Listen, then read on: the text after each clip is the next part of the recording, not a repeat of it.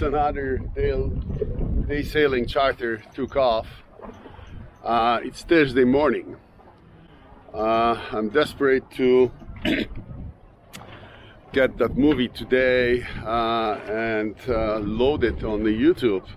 However, I got few projects on the go and I can't do two things at once, like replacing the batteries. I'm upgrading to lithium. I will take you to Paris today. I was in Paris about a month ago. So anyway, today the Paris and a little bit of diving, since after my birthday some friends from St. Barths realized I'm close by and they took a little boat, came to Ile Fourche, and we have a really good dive together. I'm here in one of the entrances to the Louvre, and the funny thing is they have nice gold-plated bars as a fence, and also the modern fence, just to make sure nobody gets in through. And over there too. That's a kind of nice blend between one of the most famous buildings in the world and the current reality. It's quite early in the morning, but the detailed work of this, oh, this is something. This is just the Latin. Even, I don't know, what's that? Well, gutter, sewage, storm sewage, everything looks like brand new. Where I'm from, Poland, lots of stuff got destroyed through the Second World War, so it's either brand new or rebuilt, or it's still in some kind of ruin stage. But this looks like it's brand new here, and it's huge. It looks stunning, and in the front there is that pyramid or whatever. It's an entrance. Wow, amazing. And the clock there works. It's 5 minutes past 9. It would be nice to know what all those sculptures are, all those figures set up. Probably noblemen or I don't know. But it is beautiful. It is stunning. Let's see, there is a lineup ready. And I don't have that much time, so let's see if I'll be able to secure a ticket and have a tour there. Looks like somebody has a wedding there. Not bad. I haven't slept for over 24 hours right now, flying from Caribbean, so I don't look very fresh. Check my health pass. It's a COVID test, which I did before flying, and it worked. It's not a health pass, but it still gives some work. So, how do I get here? Holy moly! Look at the details. And that's done a couple hundred years ago, when there was no cordless tools. Look at the same one, this here too. Very close. It's amazing. This is a part of the column. And wow. So many holes drilled by hands. And the best one is here. You got the pink stone and white marble incorporated, so they drill first the hole and then put the leaves or ornaments inside. Look at this one.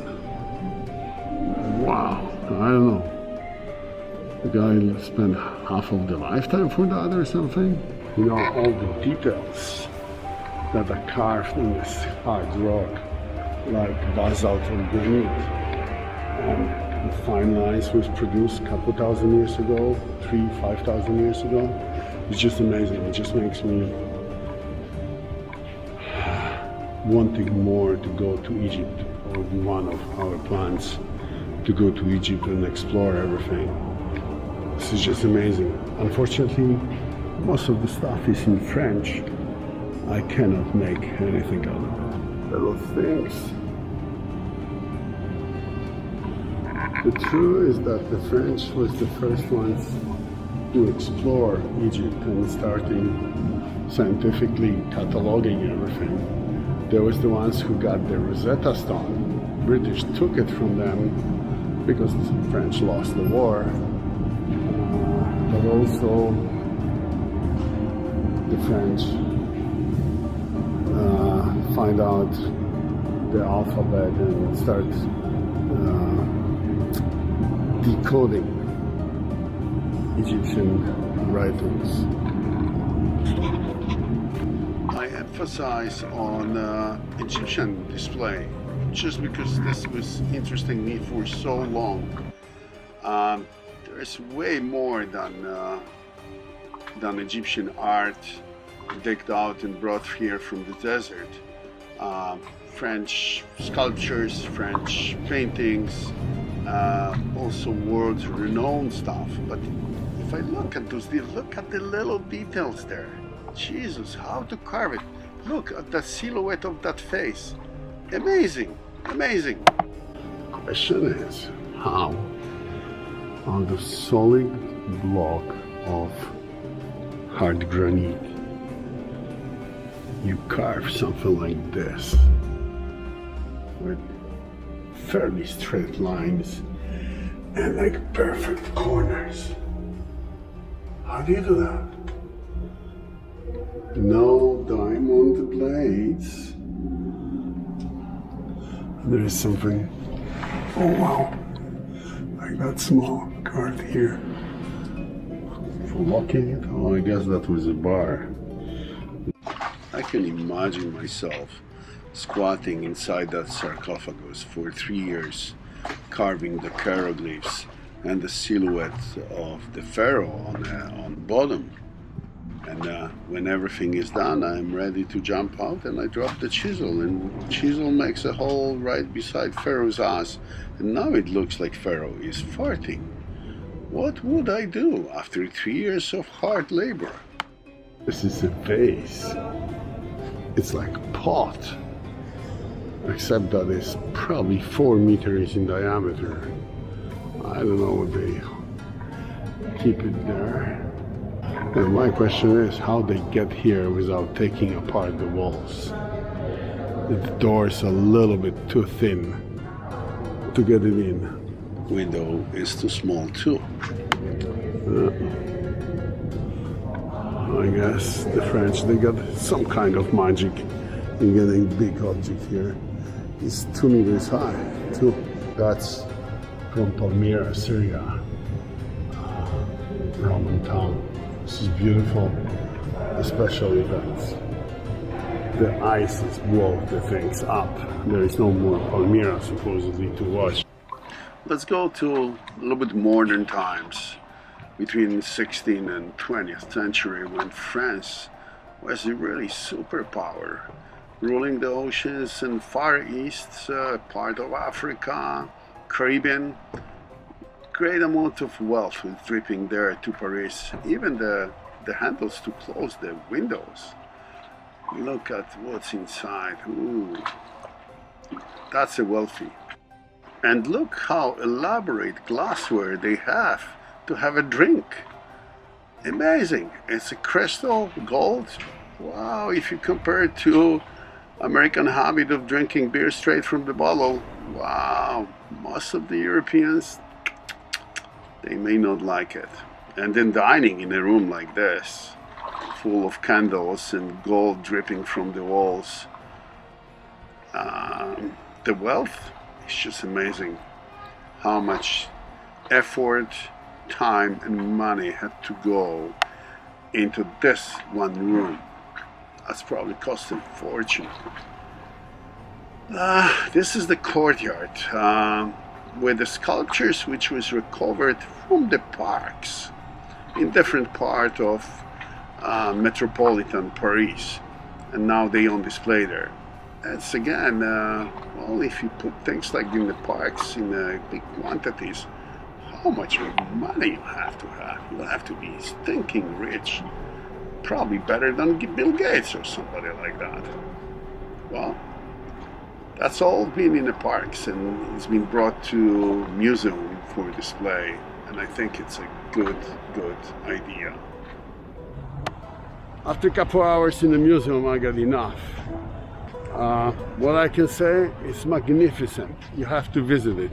For lousy 15 bucks, you can walk through so much history and pieces of art. It's incredible. My advice, go there at 9 o'clock in the morning when they open. Later is the zoo. Like a mall in America before Christmas. I'm at 32nd hour being awake, getting tired like hell.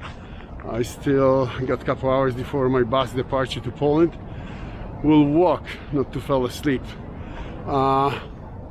Behind me is Arch of Victory Arch, whatever, Battle of Austerlitz in Vienna. Shit, I can't think straight anymore. Anyway, Eiffel Tower is just to my left and the front. There's lots of people walking, biking, running, lots of good-looking girls, slim, long-legged.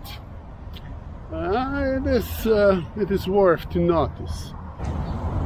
Walking to Barths, Seine, where I will have a bus taking me to Wroclaw, to the city where I am from. There's another gate to the Louvre. Pavillon de la Trémolière. I don't speak French, don't get me, okay? But it is all nice, good looking. And cobblestone on the streets. That's why it's so noisy. I will show you something. There's lots of rings. Now you see the kid playing there.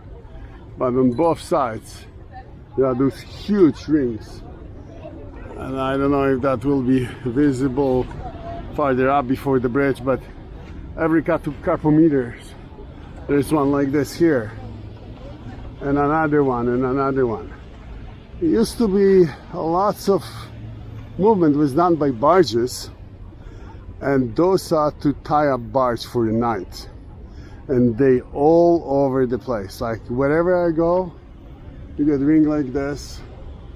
You see, this is all, you know, from the farrier factory. It's not machined or anything. It's just like done by hand.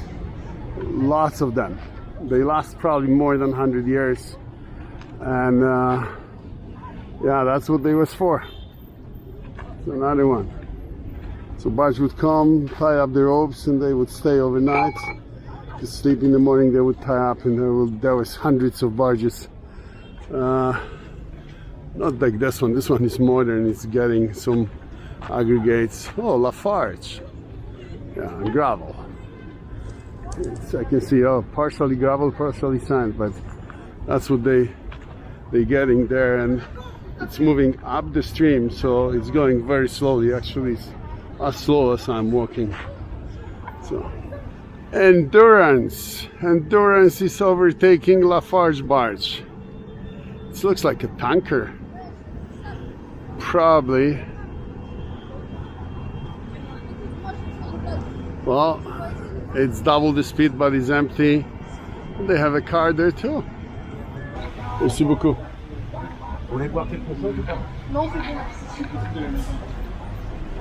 Food tea from little food stand. It's quite a good food, but still have about a mile and a half to go. and I got blister on my foot, so I'll walk. I'll find another one. People just sitting in the park, enjoying life, sitting on the grass and eating lunch or whatever. Lots of kids from school, but also adults. I don't know, they don't work or something? National holiday? It's not today. I'm walking through a tunnel here. It's just a bike tunnel, but somebody got a house there. Somebody got a house there. And everything, all the walls are covered with graffitis. And I don't know, this is really like lots of it in Paris. Wherever you see the wall, it's covered in graffiti. And the modern wall, I haven't seen it on heritage buildings, but that whole tunnel is covered with graffitis. I finally made it to the bus and we're driving towards Germany. I got back seats and I could stretch a little bit until the German border patrol woke me up. Grenzschutz, Polizei. And the nice thing is they actually come to you. You don't have to go to them. That's pretty convenient. That's why I like buses. This is Dresden Hauptbahnhof. And that's how in Europe they take care of the railway track or streetcar tracks. Look, they're covering with the grass. Oh, great for climate. 17 hours journey by bus has ended. I made through Germany to Wroclaw and took care of my family business. But let's go back to Caribbean and my friends who joined me there for my birthday, or actually after birthday party. We had a great dive. They make me to stand on one foot like a bird, and then we could jump in the water and enjoy diving together, see the beauty, what's under the surface of the sea, the colors, the life, the complexity. Watch it with us.